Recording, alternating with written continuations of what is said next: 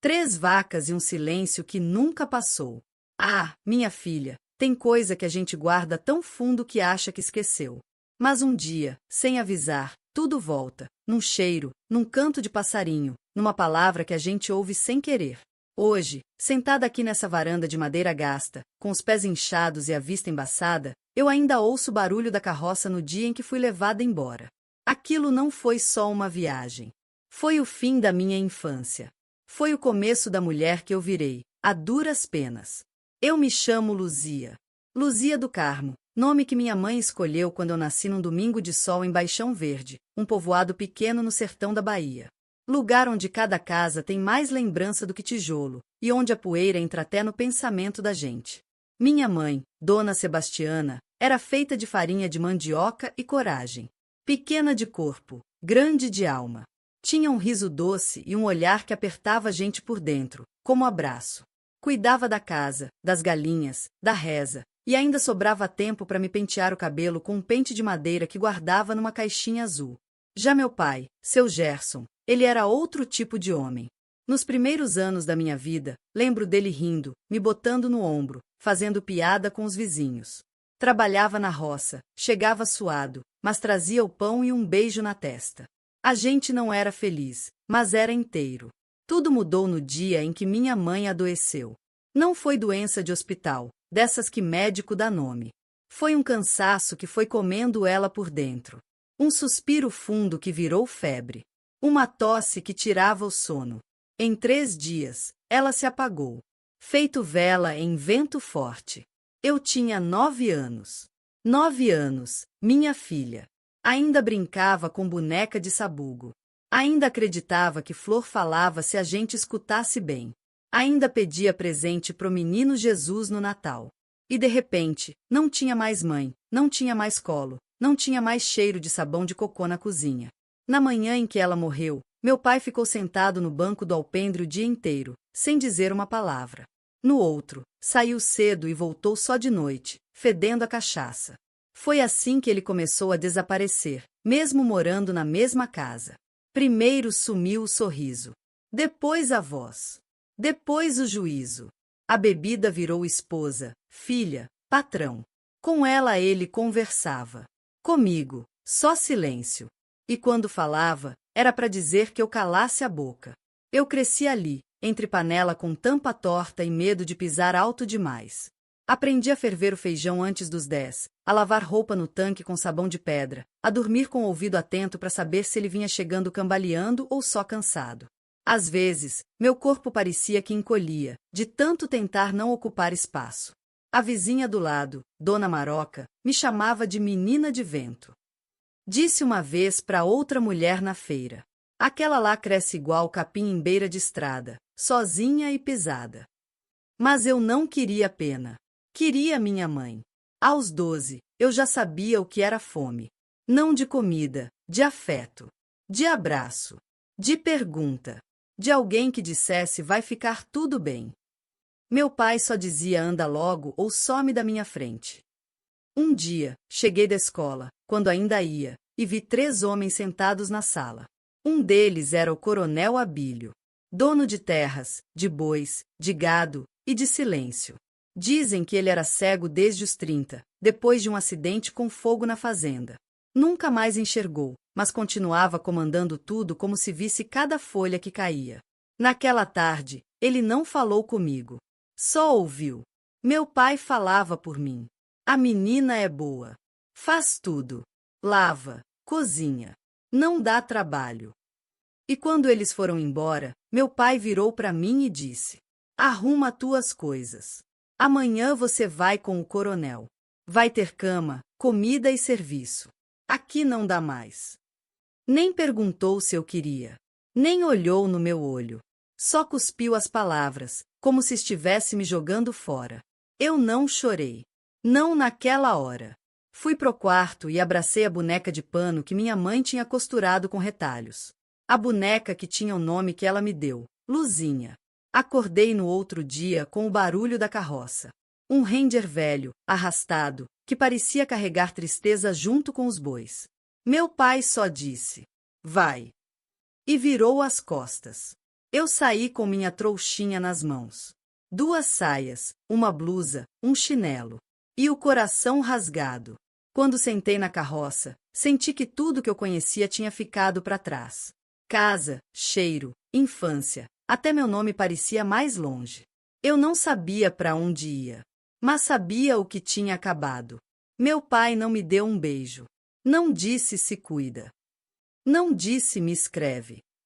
Ele me vendeu por 3 vacas e 2 sacos de milho. E isso, minha filha, isso não se esquece.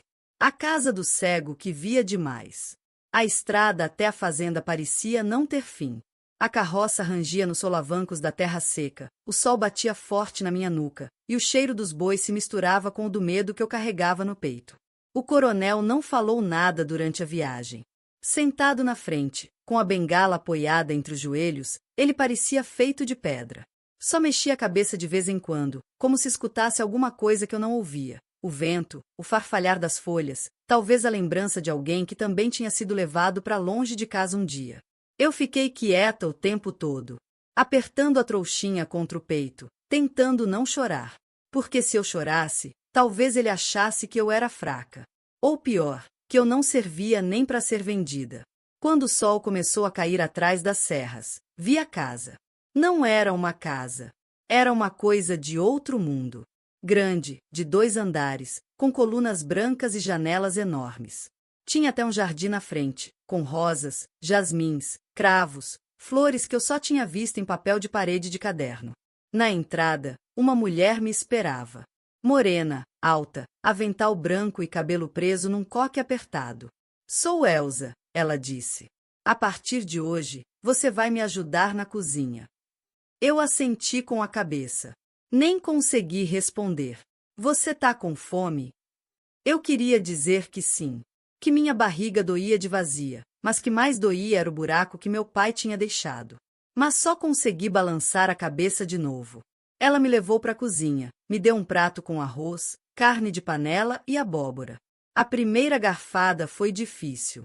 A segunda, mais ainda. Na terceira, eu chorei. Chorei em silêncio, tentando engolir junto o choro e o feijão. Elsa fingiu que não viu. Come, menina. Aqui ninguém vai te fazer mal. Não mais. Depois do jantar, me mostrou o quarto. Era pequeno, mas tinha cama de verdade, com lençol limpo e uma coberta macia. Tinha também um espelho redondo na parede e uma janela que dava pro jardim. Esse vai ser seu cantinho. Seu e de mais ninguém. Dorme bem. Amanhã cedo a gente começa. Quando ela saiu, eu sentei na beira da cama e fiquei olhando o espelho. Não reconheci meu rosto. Olhos fundos, cabelo desgrenhado, boca sem cor. Parecia que eu tinha ficado velha de repente.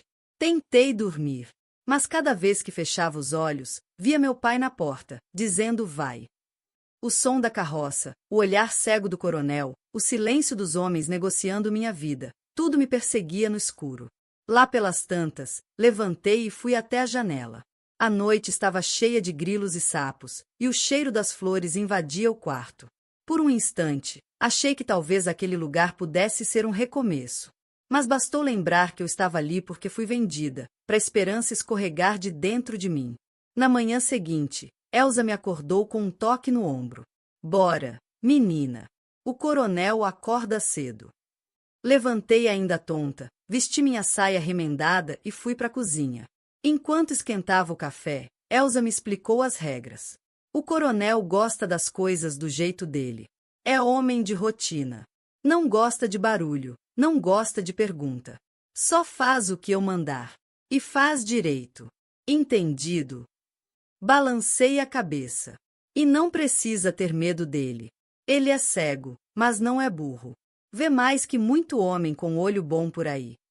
Naquele dia, conheci os cômodos da casa. A sala tinha móveis pesados, cortinas de renda e retratos antigos. O escritório do coronel era o único lugar que Elsa disse para não entrar sem ser chamada. Ali é o mundo dele. E ele é o único que sabe andar lá dentro sem tropeçar. Passei o dia limpando, aprendendo onde guardar cada coisa, ouvindo mais do que falando. O coronel não apareceu. Só escutei a voz dele à tarde, lá do escritório, ditando cartas para Elsa. Firme, pausada, como se pesasse cada palavra. Na hora do jantar, ele ficou na sala, e eu comi na cozinha. Fiquei pensando, será que ele sabia como eu era? Será que ele lembrava do meu rosto? Ou para ele eu era só mais uma coisa que comprou para resolver um problema? Naquela noite, não chorei. Não porque estava melhor, mas porque estava seca por dentro. Antes de deitar, Elsa entrou no quarto e me deixou uma coberta extra. O coronel perguntou se você estava dormindo bem. Aquilo me pegou de surpresa. Ele perguntou, de mim? Perguntou. E saiu. Fiquei olhando pro teto escuro por horas. Talvez aquele homem cego visse mais do que meu pai jamais viu. Talvez ele soubesse que eu era mais do que um preço. Mas eu ainda não sabia se aquilo era bondade ou só outro tipo de prisão. O que se vê com olhos fechados. A rotina na fazenda se instalou como poeira em móvel antigo, discreta, mas constante. Acordava antes do sol, ajudava a Elsa no café, varria a varanda, aprendia a colocar as coisas exatamente onde deviam estar, porque o coronel, mesmo sem enxergar, sabia se um copo estava virado para a esquerda ou se o saleiro tinha mudado de lugar. Ele nunca gritava, nunca levantava a voz. Mas o silêncio dele pesava mais que grito de pai bêbado. Durante semanas, trocamos pouquíssimas palavras. Ele passava por mim no corredor e dizia bom dia. Eu respondia baixinho. E só. Era como se eu não fosse menina, nem moça, nem empregada. Era como se eu fosse vento passando. Mas mesmo cego, ele me sentia.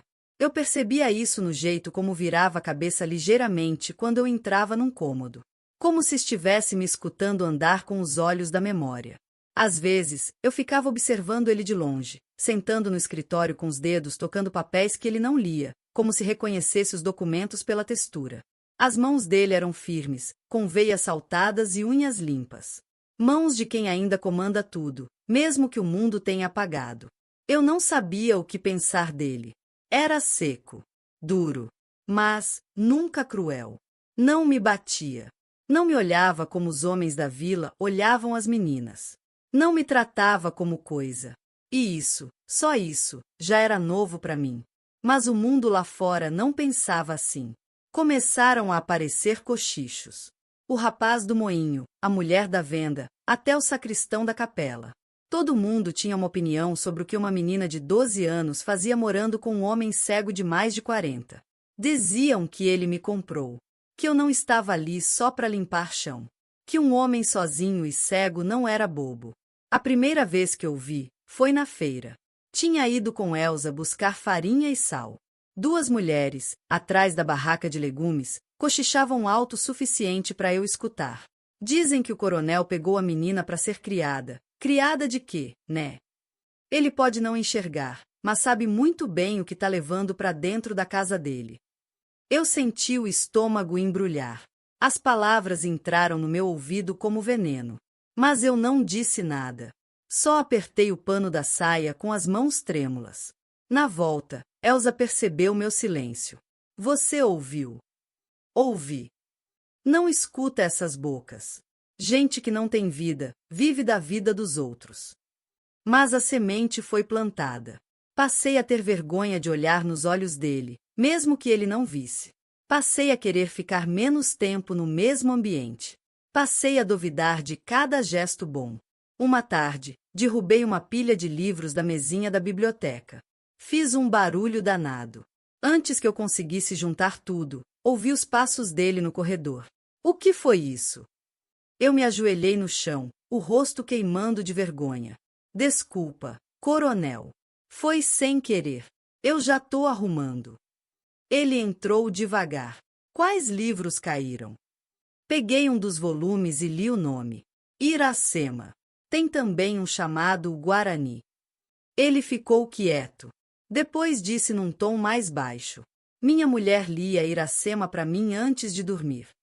Foi a primeira vez que falou dela. Fiquei calada, esperando. Ele sentou na poltrona da sala, os dedos cruzados. Ela tinha voz suave. Lia devagar, como quem desenha no ar com palavras. Depois de um silêncio longo, ele disse: Você sabe ler? Um pouco. Minha mãe me ensinou. Mas não sou boa, não. Lê um pedaço para mim. Peguei o livro, abri ao acaso e comecei. Tropeçava nas palavras difíceis, mas lia. Iracema, a Virgem dos Lábios de Mel. Basta, ele disse, com uma voz que não era de bronca, mas de lembrança. Ficou quieto. Eu também. Ele então perguntou: Você tem medo de mim? A pergunta veio como faca fria. Lembrei do medo que meu pai me dava. Do medo de ser vendida. Do medo do mundo. Pensei. E respondi: Tenho mais medo de quem me olha, mas nunca me enxerga. Ele ficou em silêncio. Depois sorriu. Foi a primeira vez que vi um sorriso sair daquela boca fechada. Um sorriso pequeno, triste, mas verdadeiro. Você é esperta, menina. É que a vida ensina rápido quando a gente não tem escolha. E foi ali, naquela biblioteca, cercada de livros e palavras tortas, que alguma coisa começou a mudar. Entre mim e ele. Entre quem eu era e quem eu estava virando. Quando a bondade vira motivo de fofoca. Depois daquele dia na biblioteca, o coronel mudou comigo. Não virou outro homem, não ficou mais falante, nem passou a sorrir à toa. Mas me via. Mesmo cego, ele me via. Começou a perguntar como eu tinha dormido. Se o travesseiro estava bom, se eu precisava de roupa nova. Coisas pequenas, mas que ninguém me perguntava desde que minha mãe morreu. Elsa percebeu a mudança antes de mim. O coronel tá diferente, ela disse, um dia, enquanto preparávamos o almoço. Faz tempo que ele não se interessa por nada. Agora pergunta de você, ouve você ler, quer saber da vida. Tem gente que ressuscita sem precisar morrer. Eu escutava e fingia que não me importava. Mas me importava sim.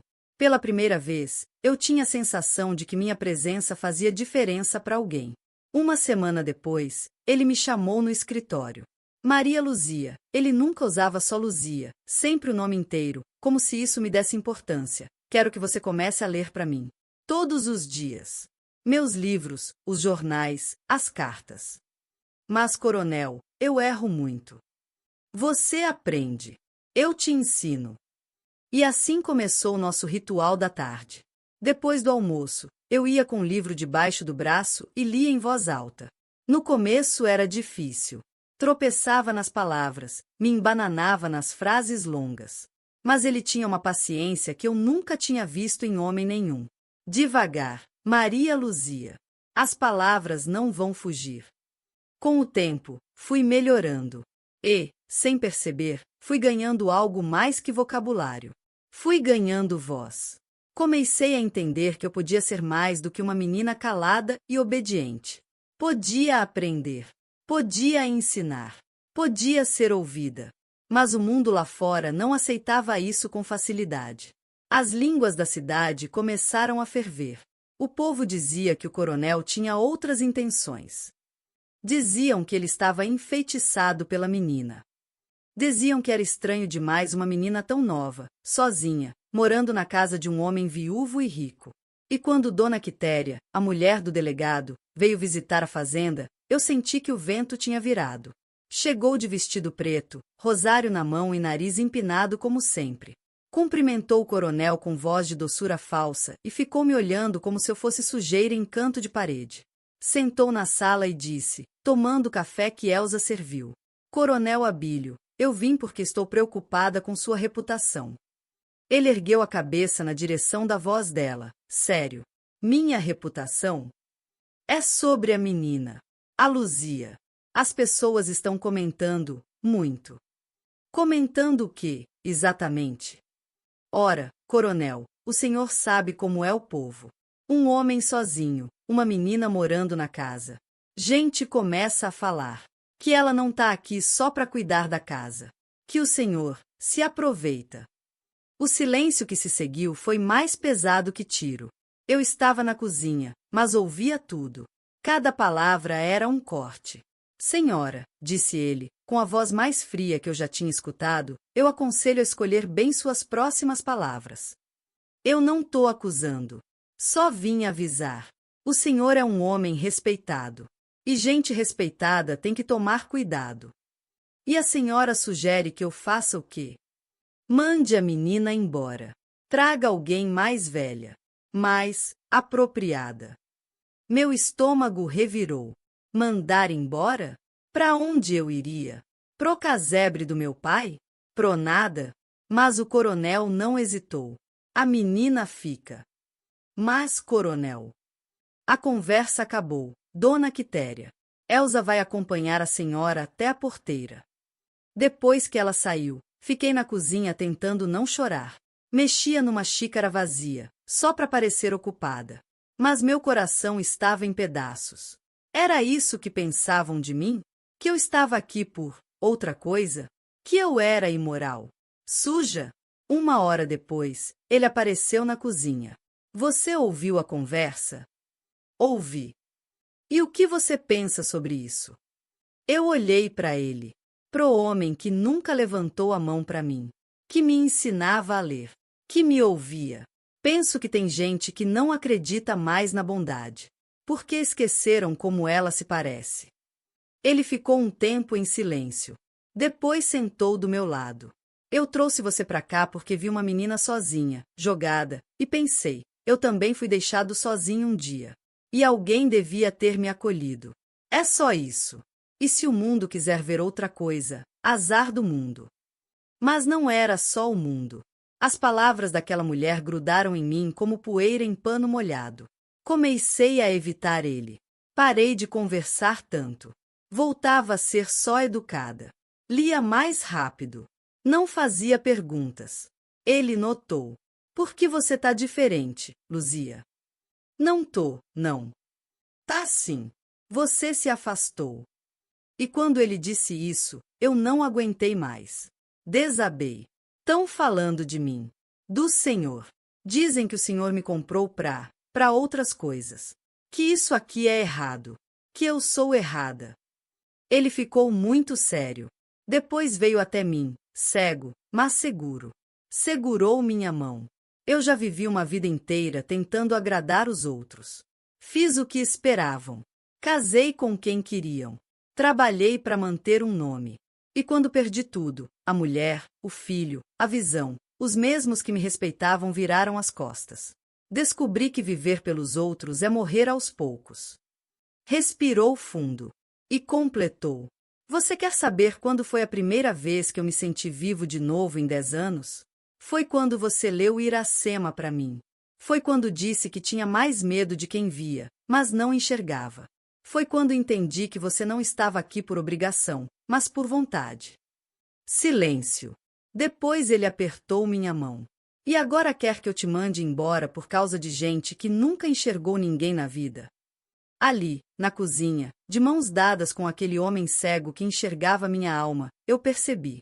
Talvez fosse ele o primeiro a me ver como gente de verdade. Mas o destino, minha filha, o destino não deixa a gente em paz por muito tempo. Porque naquela mesma noite, meu pai voltou. Mais sujo, mais bêbado, mais perigoso. E ele veio me buscar. O homem que me vendeu queria me comprar de novo. Era noite fechada, o céu sem lua, quando escutei o tropel dos cavalos lá fora. Um arrepio subiu pela minha espinha antes mesmo da batida na porta.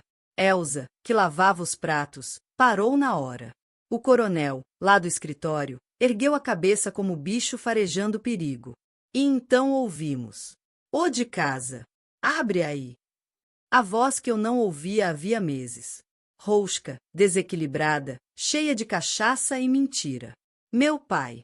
Ele entrou sem ser convidado, sujo de poeira e suor, com o chapéu torto e os olhos vermelhos de raiva ou ressaca, ou os dois. Então é aqui que tá minha filha? O coronel ficou de pé, firme como poste.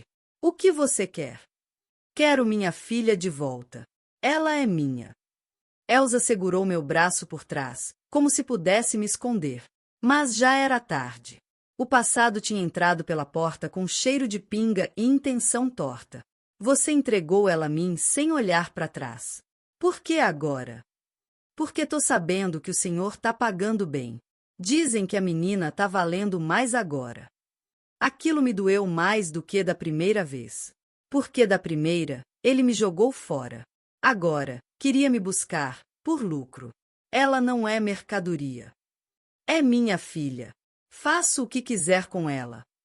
A raiva fervia no rosto dele. E a minha vontade era sair correndo, sumir no mato, virar poeira. Saia da minha casa, disse o coronel, com a voz baixa, mas firme, cortante como navalha. Não saio. Tenho direito sobre ela.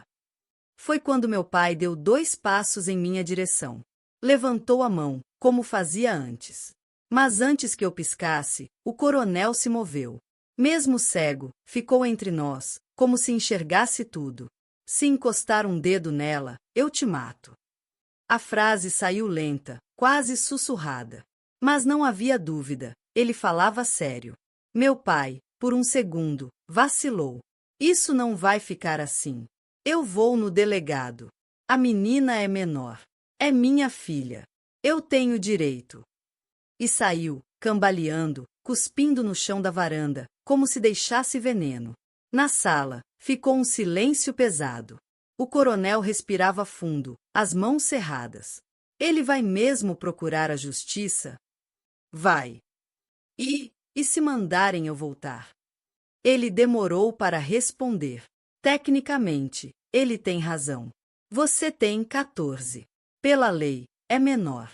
Ele ainda tem poder sobre você. Meu mundo desabou ali. Tudo que eu tinha começado a construir, a cama, os livros, o respeito, a rotina, a paz, podia desaparecer por causa de uma assinatura. Fui para o meu quarto e chorei tudo que não chorei nos últimos meses. Chorei como criança, como órfã, como quem sabia que a liberdade sempre vem com preço alto demais. No dia seguinte, a visita chegou. O delegado, marido da dona Quitéria, apareceu com um funcionário e uma pasta nas mãos. Sorriso falso, olhar inquisidor. Viemos averiguar uma situação. A menina, Luzia, é menor e está vivendo fora da guarda legal. Ela foi abandonada, respondeu o coronel. Abandonada ou entregue, não importa. O pai quer ela de volta. E a lei é clara. Fiquei na cozinha, escutando tudo com o coração batendo no pescoço. Até que não aguentei mais. Entrei na sala, cabeça erguida. Seu delegado, posso falar? Ele me olhou com desdém. Fale. Eu não quero voltar. Lá eu apanhava. Passava fome. Era sozinha.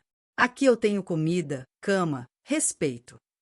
Você tem como provar essas acusações? Engoli seco. Provar? As marcas do tapa já tinham sumido. As noites sem jantar não deixavam recibo. As palavras doídas não deixavam hematoma. Sou eu a prova. Menina, vida de pobre é difícil mesmo. Não quer dizer que o pai era ruim. Ele já tinha decidido antes mesmo de vir. Coronel Abílio, disse por fim, se levantando, o senhor tem 3 dias para entregar a menina ao pai. Ou responderá legalmente. Quando eles saíram, fiquei sentada na cadeira da sala como pedra. Não quero ir, disse. Eu também não quero que você vá, respondeu o coronel. E então, o que a gente pode fazer? Ele ficou pensativo, a testa franzida, como se calculasse o impossível. Tem uma coisa, mas é arriscada. O quê? Casamento. A palavra ficou no ar, dura, pesada, fora do lugar. Como assim, coronel? Se casar, você deixa de estar sob o poder do seu pai. Passa a estar sob o poder do marido. E se o marido for eu? Não consegui responder, porque naquele momento, minha vida inteira se dividiu em antes e depois.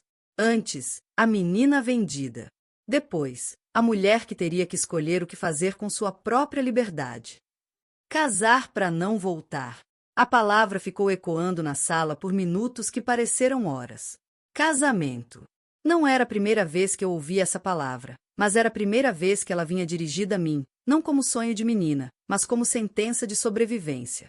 Casamento, coronel. Sim, pela lei, menina casada não pertence mais ao pai. Se for minha esposa, ele não pode te tirar daqui. Minha cabeça girava. Eu tinha só 14 anos. Mal entendia o próprio corpo. E agora, esposa? Mas, e o senhor? O senhor quer isso? Ele respirou fundo, como quem prepara a alma para dizer o que o coração tem medo. Maria Luzia, eu não vou mentir para você. Não sei se o que sinto é amor no sentido que o povo fala. Mas sei que gosto da sua voz, da sua presença. Sei que desde que você chegou aqui, meus dias deixaram de ser iguais. Mas, eu sou só uma menina. E eu sou um homem velho, cego, ferido. Mas não sou um homem ruim. Eu não quero te possuir. Eu quero te proteger. E se esse for o único jeito, eu caso com você. Fiquei ali sentada, com as mãos frias e o coração tremendo. Casar. Virar esposa. Trocar uma prisão por outra? Ou seria essa, uma casa de verdade? Naquela noite, quase não dormi. Deitada na minha cama, com a coberta até o queixo e os olhos presos no teto, fiquei repassando minha vida. O cheiro da minha mãe. A voz embriagada do meu pai. O dia em que fui colocada na carroça. O primeiro sorriso do coronel. As palavras que ele corrigia com paciência. As perguntas que me fazia como se eu fosse gente. Elsa veio me ver no quarto, já perto da meia-noite. Sentou-se na beira da cama e ficou em silêncio um tempo, até eu quebrar o silêncio. Ele quer casar comigo. Eu sei. E a senhora, o que pensa? Ela suspirou e me olhou com ternura. Maria, você sabe que eu te tenho como uma filha. E é por isso que vou falar a verdade, mesmo que doa. Fala. Casamento é coisa séria. É para a vida toda. Mas às vezes, na vida, a gente tem que fazer escolhas com o que tem, não com o que gostaria de ter. Fiquei quieta. O coronel é um homem bom. Já vi muito homem novo, com olho bom e perna firme, que não presta nem metade do que ele presta. Ele não vai te machucar. Vai te respeitar. Vai cuidar de você. Isso vale mais que muito casamento por aí que começa com festa e termina em sofrimento. Mas eu nem sei o que é ser esposa. Vai aprendendo. Casamento não é saber tudo. É aprender junto. E se eu me arrepender? Ela ficou séria. Apoiou a mão sobre a minha. E se você voltar para a casa do seu pai? Qual arrependimento vai te machucar mais? As lágrimas vieram sem que eu pedisse. E dessa vez, Elsa me abraçou como minha mãe teria feito. Vai com calma, menina. Mas decide com coragem. Na manhã seguinte, fui até o escritório do coronel. Ele estava lá, como sempre, entre papéis, com a cabeça baixa. Coronel. Ele levantou ligeiramente o rosto, atento. Decidi. E então? Eu aceito. Tem certeza? Não tenho certeza de nada. Mas sei que não quero voltar pro que era antes. E aqui, com o senhor, eu me sinto segura. Pela primeira vez na vida. Ele ficou em silêncio por longos segundos. Depois assentiu com a cabeça. Então vamos conversar com seu pai. A conversa aconteceu 2 dias depois. Meu pai chegou ainda mais desfigurado, com cheiro de bebida vindo antes da presença. O senhor quer casar com minha filha? Quero. Então vamos falar de preço. Nem perguntou o que eu achava. Nem me olhou. Negociaram como quem negocia um animal. O coronel ofereceu um valor justo. Não exagerado, mas firme. Meu pai, com os olhos brilhando de ganância, cuspiu na mão e apertou a dele. Fechado. Assinou os papéis, autorizando o casamento de uma filha que nunca foi filha de verdade para ele. Saiu da casa com os bolsos cheios e o coração vazio. E eu, fiquei com a alma aos pedaços. Faltava uma semana pro casamento. Elsa começou a costurar meu vestido à noite, sentada na cadeira da varanda, cantando baixo enquanto a linha corria pela agulha. Vai ser simples, mas bonito, dizia. Do jeito que você merece. E eu ficava olhando pela janela, tentando imaginar como seria. Ser mulher. Ser esposa. Ser a senhora da casa que um dia foi minha prisão, e agora podia virar meu porto. Mas no fundo, mesmo aceitando, uma pergunta me atormentava. E se eu não conseguisse amar? A primeira noite não foi como nos livros. Os dias que antecederam o casamento passaram como vento forte, levantando poeira, mexendo em tudo dentro de mim. Por fora, eu sorria. Por dentro, eu tremia. Benedita, sim, era esse o nome completo da Elsa, e só bem depois descobri. Costurava meu vestido de noiva com cuidado que parecia mágica. Você vai parecer flor de maio, menina, ela dizia, passando a fita pelo tecido branco, já meio encardido do tempo, mas cheio de dignidade. Na véspera, eu quase não dormi. Sonhava com perguntas que não tinham resposta. E se eu não soubesse ser esposa? E se o coronel esperasse coisas que eu não sabia dar? E se ele quisesse aquilo? Acordei cedo no dia do casamento. O céu estava azul claro, sem nuvem nenhuma, e o cheiro de terra molhada da madrugada ainda pairava no ar. Benedita trouxe um café com pão passado na manteiga e geleia de caju. Tentei comer, mas o estômago estava fechado. Tá com medo, né, minha filha? Assenti com os olhos marejados. Medo de quê? De decepcionar. De não saber. De que ele queira aquilo. Ela me olhou com calma, com carinho. Sentou do meu lado, pegou minha mão. O coronel não é um homem que força. Ele vai esperar. Vai respeitar seu tempo, seu corpo, sua vontade. Mas, se ele esperar demais? E se eu nunca quiser?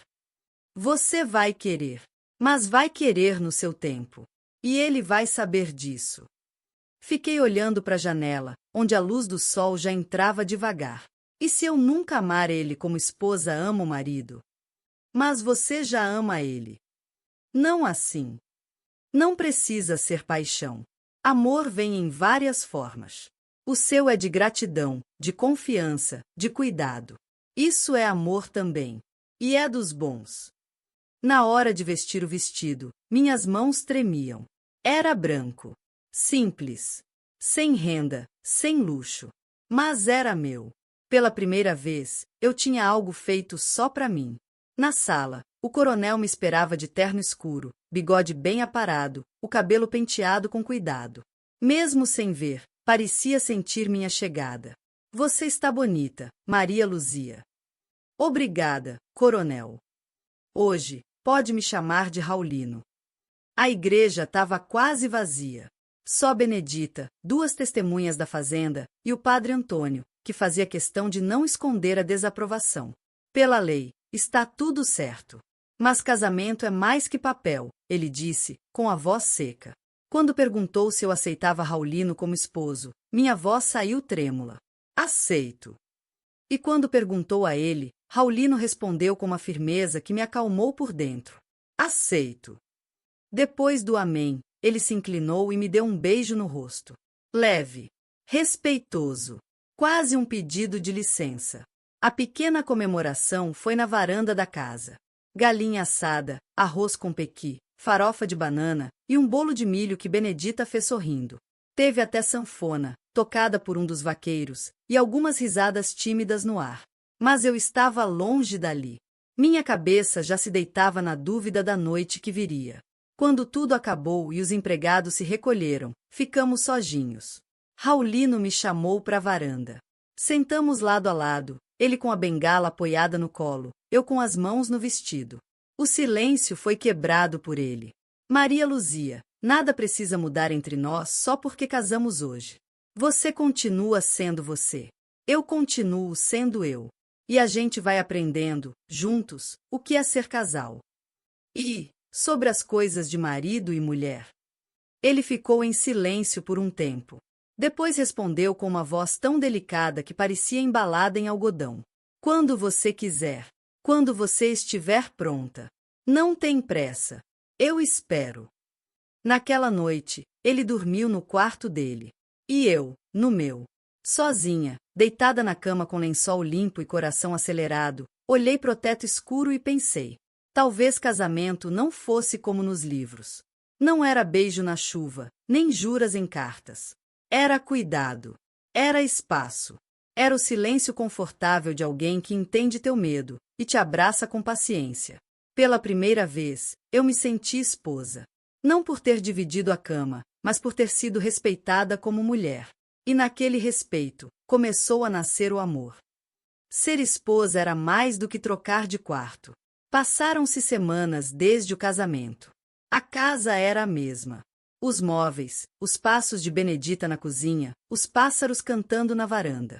Mas tudo tinha mudado. Agora, me chamavam de Dona Maria. Os empregados abaixavam a cabeça quando eu passava. As mulheres da vila pararam de cochichar, ou pelo menos passaram a cochichar mais baixo. E eu? Eu ainda era menina no corpo, mas sentia que um pedaço de mim tinha envelhecido de repente. No terceiro dia após o casamento, Raulino me chamou até o quarto dele. Sentado na poltrona, segurava um livro na mão. Era a Senhora, de José de Alencar. Luzia, você já ouviu essa história? Não inteira. Só uns trechos. Vamos ler juntos. A leitura virou nosso novo hábito. Todos os fins de tarde, ele sentava na poltrona e eu na beira da cama. Eu lia, ele escutava. Às vezes comentava, às vezes ficava só respirando fundo, como se as palavras tocassem algum canto esquecido dentro dele. Era um casamento feito de páginas e silêncio, de chá de camomila à noite, de mãos que se tocavam só ao passar o açúcar. Mas o mundo não entendia esse tipo de união. Um dia, fui até a venda comprar sabão e sal. O balconista, um moço novo, que sempre sorria demais, me olhou diferente. Então agora é senhora, hein? Sou, sim. Casada com um cego. Deve ser vida tranquila, né? Sem ciúmes, sem olhar torto. A maneira como ele falou me fez engolir seco. Respeita, por favor. Tô respeitando. Só tô dizendo que tem mulher que casava para escapar de coisa pior. Fiquei com as mãos geladas. Ele não falou diretamente, mas falou tudo. Voltei para casa com um embrulho no braço e o coração pesado. Benedita viu na minha cara que alguma coisa tinha acontecido. Foi na venda? Assenti. E o que ele disse? Disse que mulher casa com homem cego para fugir de pior. Ela suspirou fundo. Não escuta essas vozes. Quem fala assim não sabe de amor. Mas e se for verdade? O quê? E se eu tiver casado só para fugir? Ela me olhou com firmeza, limpando a mão no avental. Você casou para viver. E agora tá aprendendo o que é isso. É diferente. Fiquei pensando nisso o resto do dia. À noite, Raulino me chamou pro quarto dele. Você parece distante. Tô pensando. Sobre o quê? Sobre ser esposa. Sobre o que esperam de mim. Sobre o que eu espero de mim mesma. Ele ficou em silêncio, como sempre fazia antes de dizer algo que valia. Você não precisa provar nada, Maria Luzia. Nem para mim, nem pro mundo. Só precisa ser honesta com você. Sentei na beira da cama, olhando para os pés. Depois disse: às vezes eu tenho medo de não saber ser mulher, de ser só uma menina vivendo o papel de adulta. Você tem medo de mim? Levantei os olhos. Vi seu rosto sereno, mas atento. Não, nunca de você. Então a gente vai devagar. Como sempre. Você me diz até onde posso ir. Eu escuto. As palavras dele me deixaram em paz. E naquela noite, deitei ao lado dele pela primeira vez. Nada aconteceu além do que precisava acontecer. Um corpo encostado em outro. Um braço que me envolvia sem prender. Uma respiração tranquila me embalando. Descobri que ser esposa era mais do que trocar de quarto. Era aprender a confiar, a dividir o silêncio, a deixar alguém ver seus medos de perto, e não fugir. Mas o mundo não gosta de silêncio. E nas sombras, algo já se mexia. Porque nem todo homem aceita ver a liberdade de uma mulher crescer. E um deles estava mais perto do que eu imaginava. Quando a liberdade de uma mulher incomoda demais. Depois que comecei a dormir no quarto com Raulino, algo mudou em mim. Não no corpo, porque ele nunca me tocou sem que eu pedisse, mas dentro da cabeça, da alma. Acordar ao lado dele era como acordar ao lado do silêncio. Um silêncio que não cobrava, que não julgava, que só me deixava existir. Passei a cuidar da casa com mais firmeza. Organizava os livros dele, preparava os chás que ele gostava, ajudava Benedita nas contas da cozinha. E, pela primeira vez, comecei a andar na vila com o queixo erguido. Não como menina fugida, mas como mulher casada, dona de si. E foi aí que começaram os olhares. Primeiro, os homens mais velhos, aqueles que me viam criança e agora franziam a testa quando eu passava. Depois, os novos, vaqueiros, aprendizes da ferraria, filhos da vizinhança.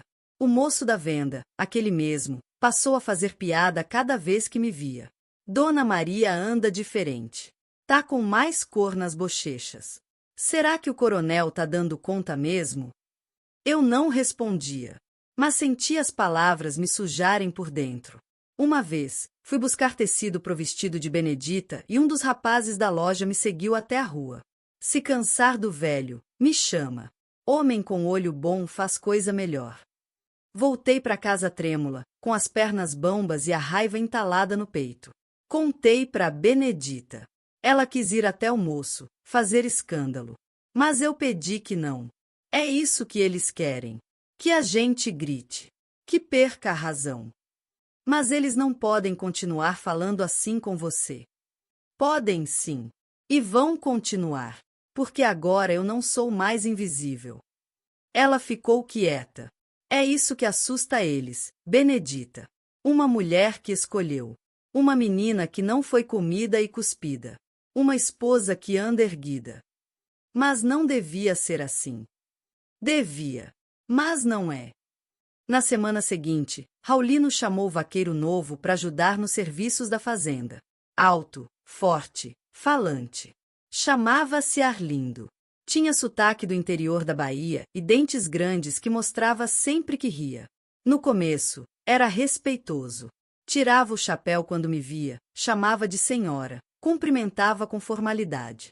Mas com o tempo, o jeito mudou. Um dia, enquanto eu estendia a roupa no quintal, ele apareceu de repente, suado, sem camisa. Precisa de ajuda aí? Não, obrigada.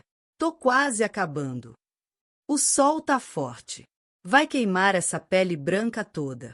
Quer que eu passe um pano molhado nas costas? Fingi que não ouvi. Continuei estendendo. Oh, Dona Maria, casar com um homem cego deve ser fácil, né? Não precisa esconder nada. Você tá falando demais, Arlindo. Não tô dizendo nada. Só comentando. Entrei em casa com o peito fechado. A partir daquele dia, comecei a evitar ficar sozinha no quintal. Arlindo me seguia com os olhos. Sorria quando eu passava. Dava um jeito de estar por perto quando eu regava as plantas ou cuidava dos bichos. Contei a Raulino. Ele nunca encostou em mim. Mas olha. E fala. Como se pudesse. Raulino apertou os punhos. Se levantou, foi até a janela e ficou parado. Vou mandar ele embora. Não. Ainda não. Se fizer isso, ele pode falar. Inventar coisa. E aí o povo vai acreditar nele, não em mim. E o que você quer que eu faça?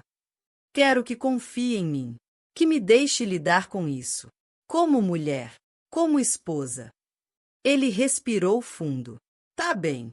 Mas qualquer coisa, você me diz. Qualquer coisa. Naquela noite, Benedita veio deixar chá no nosso quarto. Antes de sair, disse: Homem que não pode te ter, tenta te sujar pros outros. Fica esperta, Maria Luzia. Eu sei. Não abaixa a cabeça. Mas também, não dá chance. Homem assim se alimenta de brecha. Fiquei pensando nisso por horas. Porque não era só Arlindo. Era tudo ao redor. Eu não era mais menina, nem era senhora velha. Era jovem, casada, num corpo que despertava desejo, mesmo sem querer. E isso, naquele mundo, era visto como culpa. Culpa por estar viva, por andar ereta, por não pedir desculpas por existir. E eu já tinha aprendido. Quando a liberdade de uma mulher incomoda demais, o mundo tenta quebrá-la. Mas eu não seria quebrada. Não agora. Não depois de tudo. Quando o perigo anda sorrindo. Arlindo começou a se demorar mais nos cantos onde eu estava. Não falava mais aquelas frases diretas, agora era tudo mais disfarçado. Quer que eu pegue esse balde para a senhora? Se fosse minha mulher, não deixava carregar peso assim. Dona Maria tem cheiro de flor do campo, já reparou? Eu tentava não reagir. Abaixava a cabeça. Saía. Mas por dentro, tudo em mim gritava: